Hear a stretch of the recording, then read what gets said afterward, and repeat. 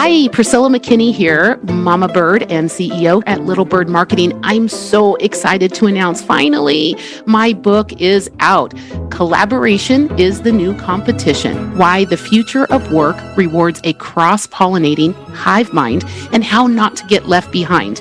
So, what's the book about? The impetus was really about a gap that I saw in the business vernacular about how we need to work together to get ahead and have much bigger wins. I think it's super important right now because there is a growing need for collaboration in the business world.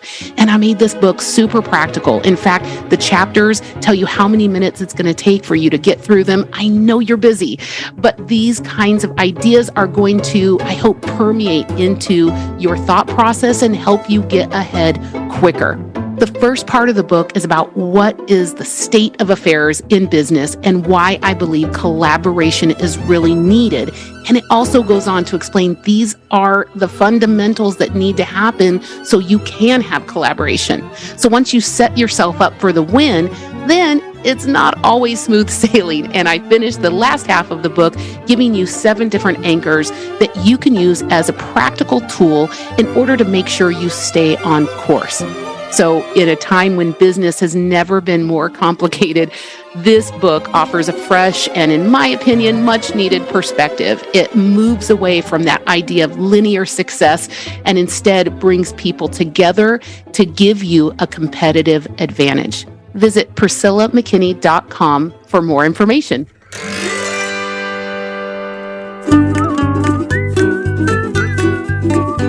Hello and welcome to Ponderings from the Perch, the Little Bird Marketing Company podcast. I'm Priscilla McKinney. I am the Mama Bird and host for you today. And I'm going to try and keep the laughter to a little bit of a minimum, at least so you can actually hear my speaker, because this is one of my besties I like to hang out with. You're going to immediately understand why we like to hang out and why we like to talk shop. So Dominic Carter, welcome to the podcast. Thank you, Priscilla. It's a pleasure to be here. Now, we have known each other for an awfully long time, and I count it real privilege to know you, but you and I usually end the night, it starts like with a really serious shop talking about what's going on in the industry, and then by the end, we could be talking about nearly anything. Yes, the car beers all around. What instrument you played in bands, etc. We can go on and on. You lead such an interesting team. And if you don't know Dominic Carter, he leads the Carter Group over in Tokyo. I had just such a great time visiting their team and really getting to understand what they do in that market. It's such an interesting, nuanced, dynamic, growing market. And it is something that really is such a specialty, but it is interesting on so many different levels. So we're going to try and kind of contain it a little bit today, but I want to do something a little bit different for this podcast because, of course, everybody is talking about AI right now, and I want to take it a little bit of a different take. You and I have talked a lot about what AI can do, what it can't, etc. But we're going to talk about it a little bit with a cultural lens. As a cultural anthropologist, I love talking with people who are really doing the work across culture. So let's just give a little bit of some basic 411 about the Carter Group and who you call basically if your insights is taking you to Japan, you call someone on Dom's team. So Dom, tell us a little bit about the background of the Carter Group and the focus that you all have. Sure. Well, I'm from Australia and I've been running market research companies in Japan for the last 20 odd years. In that time, obviously, we've worked on a very wide range of projects with a very wide range of clients. We cover all of the classic market research methodologies. But the work that we do is always very much focused on people that don't know the Japanese market well and are looking for somebody that can understand them well, but also understand the consumer as well. So we play that kind of role of translating what we can gather from the market in a way that our clients can easily understand, in a way that's actually delivered to them that would feel familiar with them working anywhere in the world. As far as the work that you've done, I mean, I've seen a lot of work you've done based on your case studies from luxury brands like Coach and Gucci and Mercedes. And then I've seen a real strong vertical in the gaming industry and in social media. I know right now you're working with a lot of social media platforms. So tell us a little bit about some of the really cool opportunities you've had to work with these global brands as they've tried to gain a better foothold in the Japanese market. Yes, we have a long history of actually working in entertainment and media and those sorts of areas. And we've worked in the theme park area for a very long time and with Hollywood studios and so forth. So it's a natural extension for us as the world of entertainment becomes much more digitally focused that we're going to be working on those sorts of areas as well. So we do a lot of work in video gaming these days. It's not just for American clients, it's for Chinese clients and European clients as well. A lot of very interesting new methodologies that we're experimenting with in those areas. As you know, young people these days, even from your own culture, it's very hard to understand what's going on with them and the way that they spend their time and so forth. So have we already digressed down into kids these days in this conversation? That's right. Well, look, I mean, it's very, very, like, for example, if you think about recruitment for certain types of projects, you can't use the normal recruitment channels that you would normally use in market research to recruit respondents who play certain games that no one's ever heard of before, but are a big thing for those people, or even to persuade these people to come to participate in research might be difficult. So you need quite deep roots into those subcultures. Just like where they're living, kind of by way of example. So think more Discord, they're not on Facebook. Think more WeChat in Asia, not on Twitter or X, whatever it is we're calling it these days. And these people may in fact be friends of our researchers. So it's a little bit different than what the rule book would say about how you recruit respondents. But in those sorts of areas, we have to get hold of people through non-conventional methods because it's a different world. But that sort of thinking has to sort of go across all of our categories as well. I think people are looking for less and less that typical consumer or that typical respondent, and are looking for people with whom they can have a really productive conversation that's going to really help develop their concept and help them hone what they need to do to be successful here. So you're recruiting the people, but then your team is also handling the research. But let's back up just for a minute about what you mentioned that's super interesting about gaming, because it's not just like product launch. And you mentioned it's not just American companies and how are they going to come to Japan. It's a global phenomenon. And I would think that you have a lot of research even before games become games, like looking at character archetypes and looking at artwork, and is the story arc working for a Japanese market? So kind of tell us a little bit more about what's happening. Well, and sometimes it could be even down to the artwork. Does this artwork look Japanese? Do these characters in this video game, do they look Japanese, or do they look like they're Chinese? Or because if that's not what they're trying to convey, then we can work on that. So localization is much more than just translation, whether it's gaming or whatever the category is. There's a feeling and a sense of Japaneseness that can be hard to put your finger on. But when we delve deeper into these categories, we can give our clients a bit more detailed advice on how people want things to look, how they want to feel. Even in a category like skincare, for example, the ideal of what Japanese skin looks like can be quite different to what the ideal of what skin looks like in America, for example. So just understanding what those desired states are and how they're different to your home market, I think, is very helpful. Yeah. And to me, when I was in Tokyo, all I'm thinking is, wow, these people are obsessed with really high quality skincare. It's just, it's crazy. The directory of new skincare launches, I pulled this out for a client once a few years ago. It's like the phone book.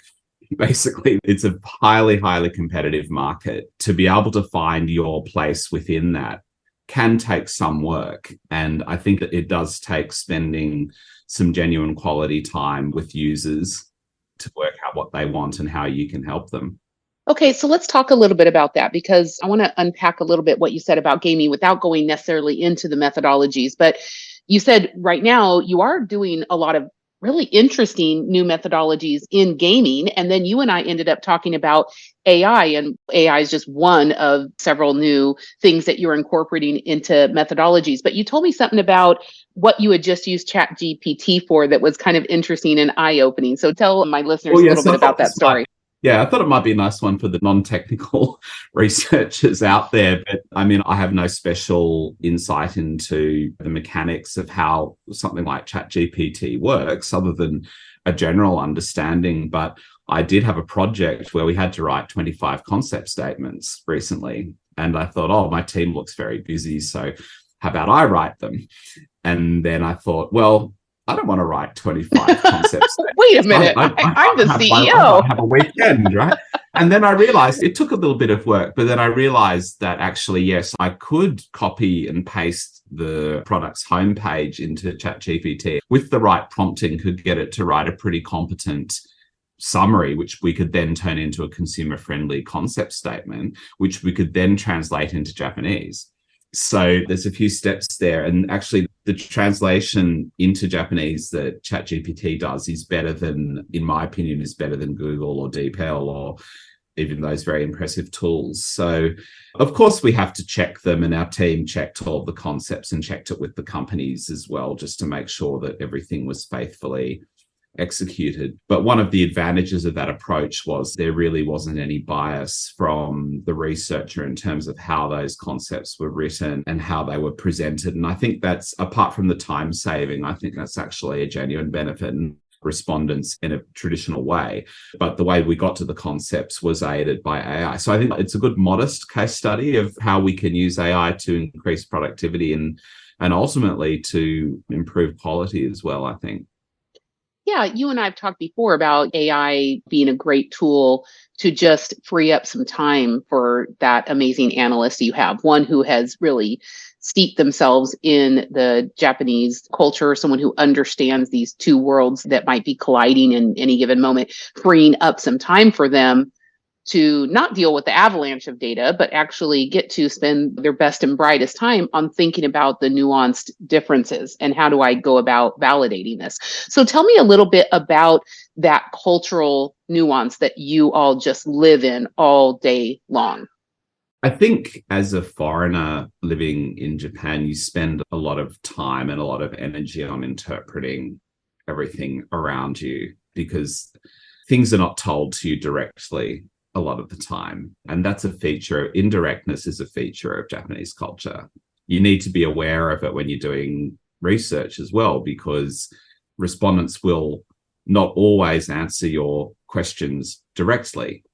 So you need to have some appreciation for what may not be being said in terms of what is being said. And this is something that as a foreigner in our personal lives, in our working lives, we're always dealing with these kind of features of communication where people may not always say what they mean. And we may need to address what we think people meant instead of what they said, and so on and so forth, which makes qualitative research a little bit more complex, or the requirement to have people who are participants in culture help you to interpret it is still something for me after 25 plus years of working in Japan. It's still very important to have the inputs of local analysts when you're doing qualitative research. Yeah. You're mentioning things like body language or just the cultural context of how the question is being answered, or maybe the subject matter that is being dealt with. Like that may be a perfectly fine subject in an American setting where this is absolutely taboo in Japan, or maybe an age difference between moderator or participant, or like these kinds of things that are affecting the way you actually get at the insights.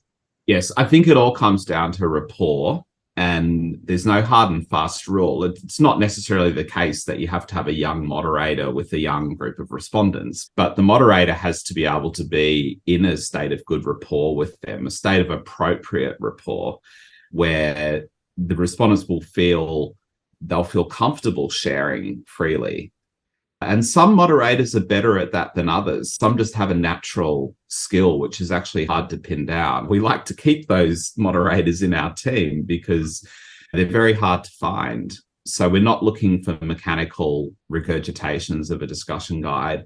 we're looking at moderation that can be flexible and respond to the actual research objectives and be able to elicit really good and hopefully unexpected feedback from respondents as well, because it's obviously that unexpected element in research, which is why we do research. We want to learn new things, but it definitely comes down to being in rapport. So let's say, for example, if we're doing an ethnography style interview in a Japanese home, for example, we need to be, the foreign client and the foreign researchers need to be very sensitive to the nonverbal communication that they give off and the way that they behave in the environment and so forth. We just want as much as possible to have our respondents feel comfortable so they can share freely and truthfully, because as I said, the bias in Japanese culture is for perhaps not to always say what you mean, because people try to maintain harmony.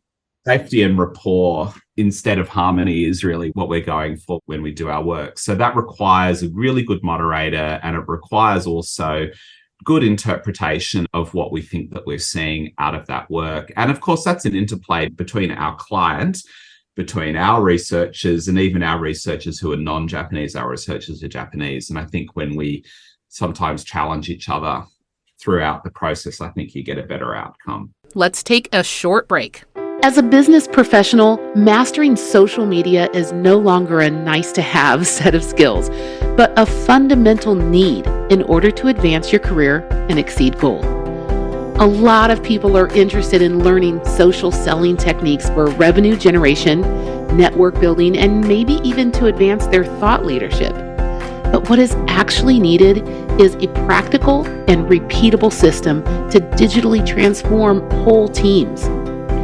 Teams that commit to creating meaningful digital communities and learn how to leverage social media to turn relationships into sales online far outperform their competitors.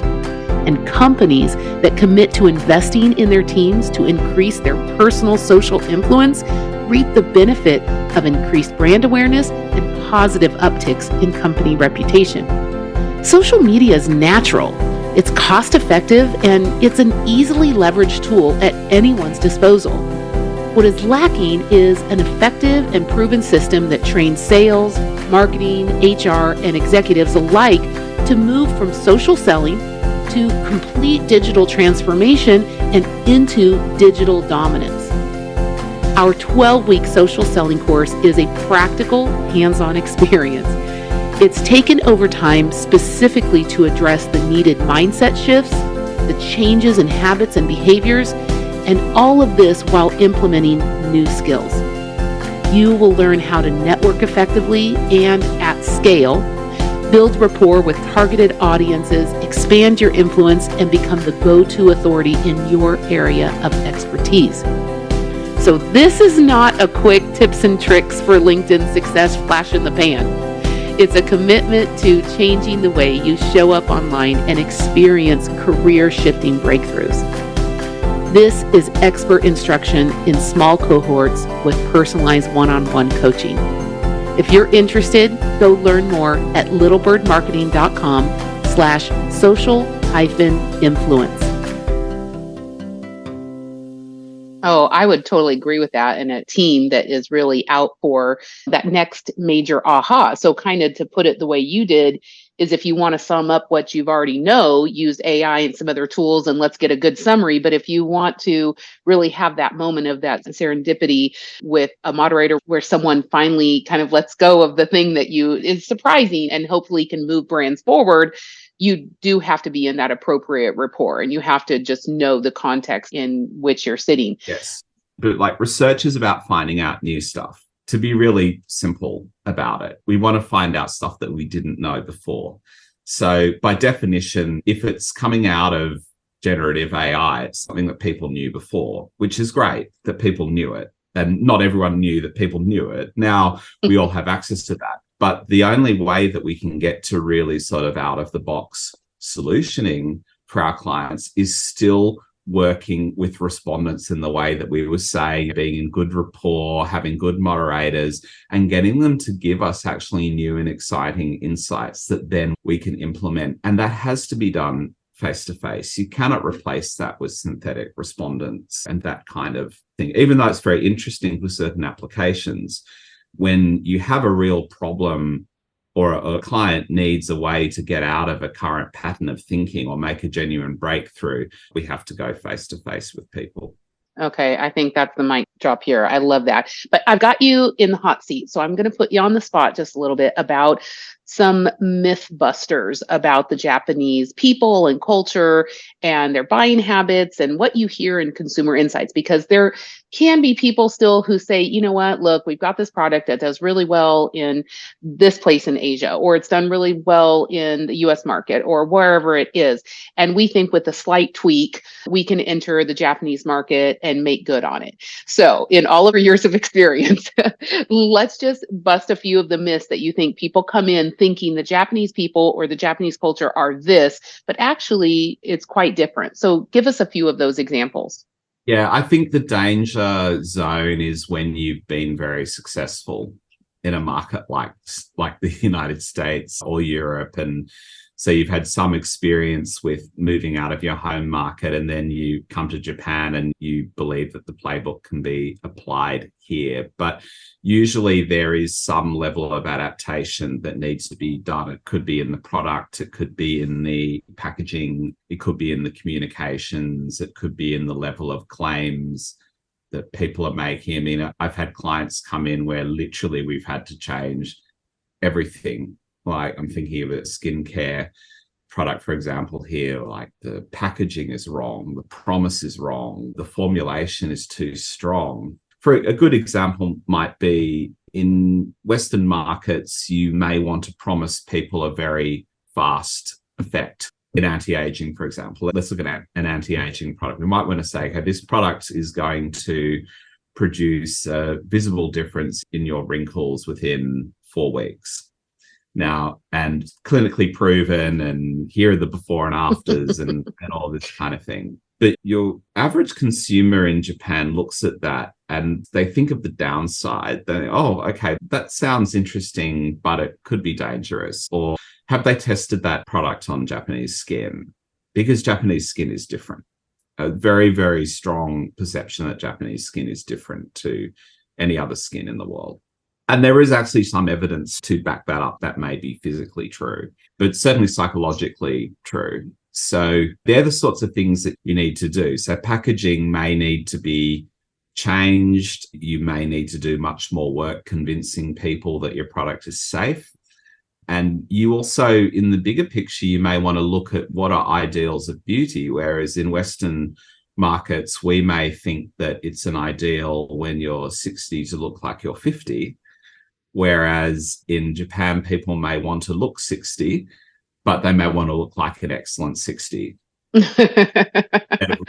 love that, but that's such an interesting nuance, but it is so important. And when you think about that dollar spend, you have just seconds on that shelf of making that critical decision, and it can go awry very, very quickly. And you get that one chance at a product.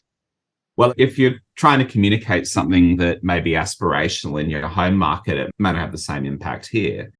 Or it's a case of working out what's the segment or the sub-segment that actually really does want what I have to sell with minimal adaptation, but you have to realize it may not be the mass market, it may be a niche.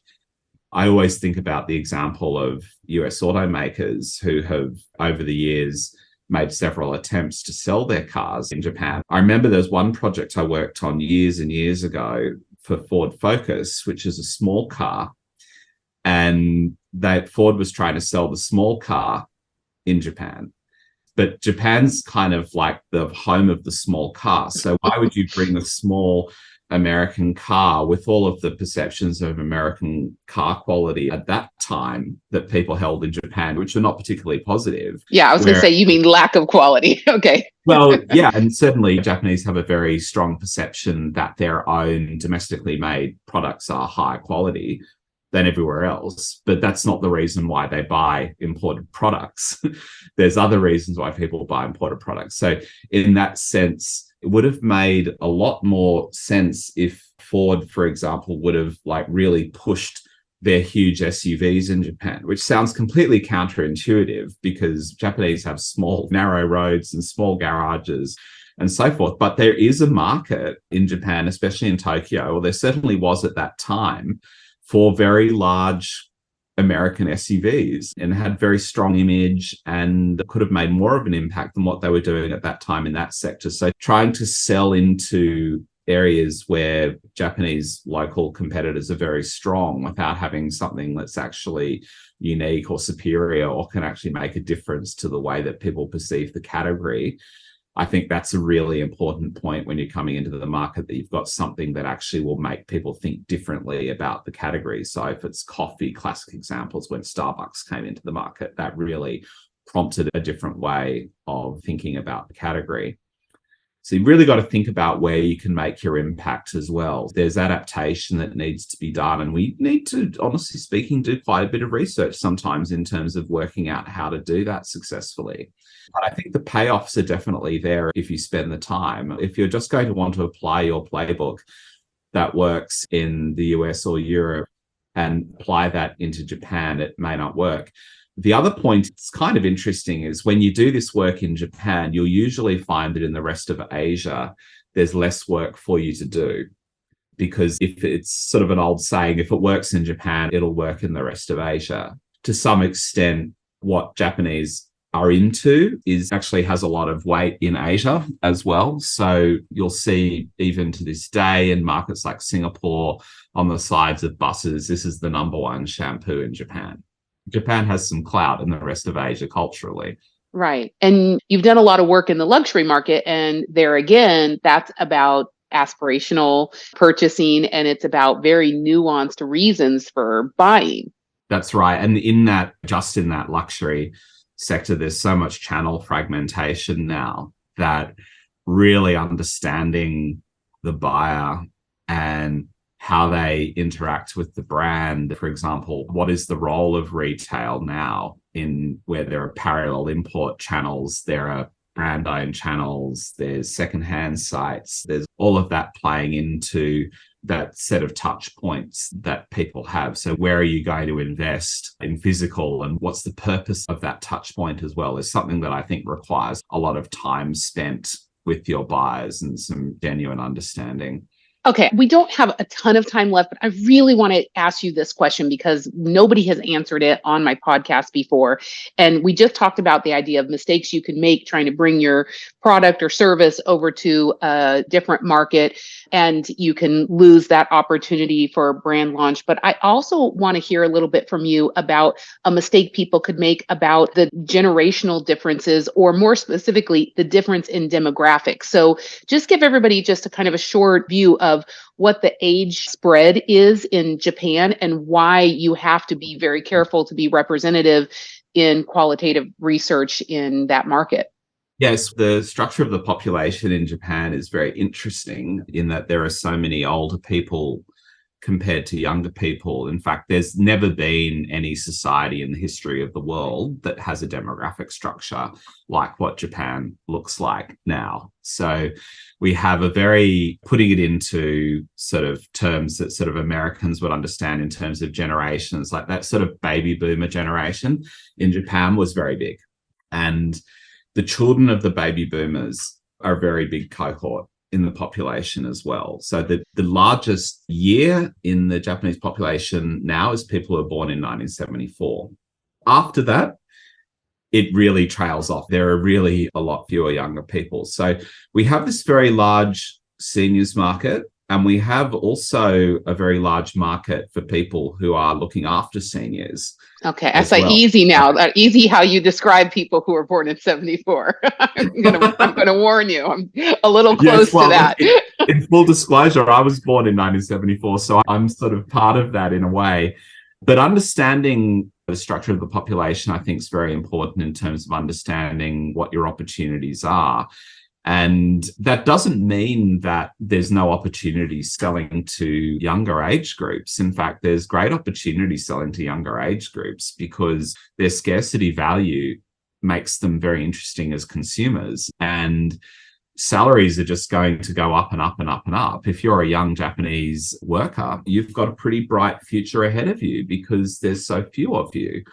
And in a way, you could argue with AI and robotics and the productivity payoffs that we're all expecting to come from that having a smaller population, having a smaller working age population is going to be beneficial. So we may well end up with a smaller but very wealthy and successful set of younger cohorts in the population that can then support the older parts of the population, which in any case have an enormous amount of money. So the older age groups in Japan are very wealthy, relatively speaking, compared to Western countries. It's a very interesting market, but very necessary to be aware of what the generations are, what their differences are. And of course, when you're doing your research, unless you have the intention to mix those generations together for some purpose, you do really need to be sensitive to the fact that there definitely are sort of different dynamics that go on in these generations, which mean you may want to separate them out when you do your work. I love that. And that's just another layer of decoding this culture that is not a monolith. There aren't these just generalized statements that you can make about the people of Japan. And I see that as really the danger if you don't think that you need to get face to face and really hear from people and let them think through their thoughts and kind of even formulate new ideas because of how much has changed. Then you can very quickly get quite off course with your brand, with your product and services lines. Yeah, and there are different value systems at play in Japan, which we've done quite a lot of work at uncovering those and measuring those, and certain things that people may want to introduce to the market, even ideas. For example, if we're thinking about sustainability, climate change advocacy, these sorts of things, you need to be aware of what those different value systems are. And ultimately, I think you need to find the people who are your allies for change and speak with them first and get them on board. So the idea that you're speaking to this monolithic market is very misleading and won't help you to be successful in it. I love it. Okay. You heard that here on Ponderings from the Perch. I'm just saying if that's newsflash to you. But you do want to connect with Dominic. He's very easy to connect with on LinkedIn. And I'm going to spell it for you, but it's very straightforward. Dominic, Dominic, Carter, Carter. And they are the Carter Group. And you can find them at carterjmrn.com, which stands for Japan Market Resource Network. As you can hear from this conversation, they are an amazing resource in a country that can be seen as being very difficult for market entry. So definitely talking with the experts would be super important.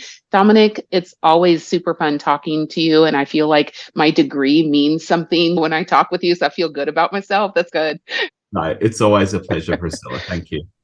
Well, from all of the peeps here at Little Bird Marketing, have a great day and happy marketing.